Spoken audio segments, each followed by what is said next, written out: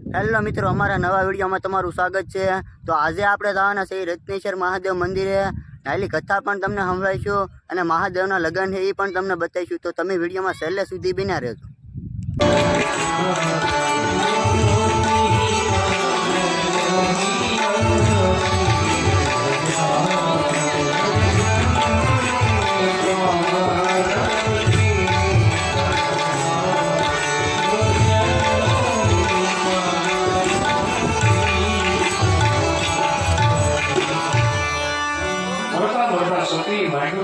શિવ જન્મ વરદાન તરીકે મળે અને એના માટે સતીનો બીજો જન્મ હિમાચલ મહારાજને ત્યાં દીકરી તરીકે પેલા બુદ્ધિમાન દક્ષની દીકરી હતી, હવે પર્વતની દીકરી થઈ। અને પર્વત કેવો હોય? પર્વત સ્થિર હોય। અને સ્થિર ભાવની દીકરી સ્થિર બુદ્ધિ થઈ છે।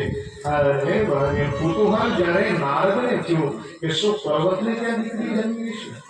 આનું જૈન જોઈ આવું નારદ આવ્યા, સન્માન થયું છે।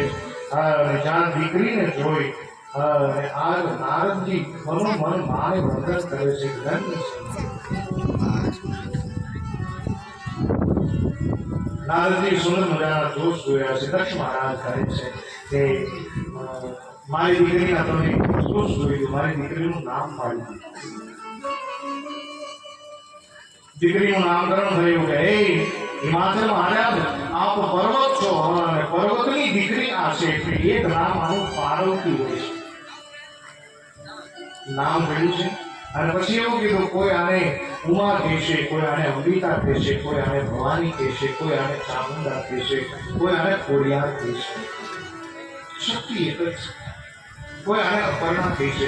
આવું બધું જ્યાં જોત જોવાતું હતું, નારદજીને માએ મેનાદેવી કીધું, હિમાચલ મહારાજના પત્ની પાર્વતીના માતાએ કીધું આને વર કેવો મળશે એ જો।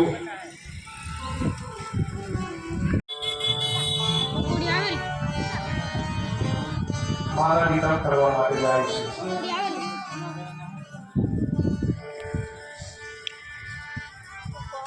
સંબંધ સાસમૂલ પર થાય, સાથ થાય સત વર્ષ વિતાય।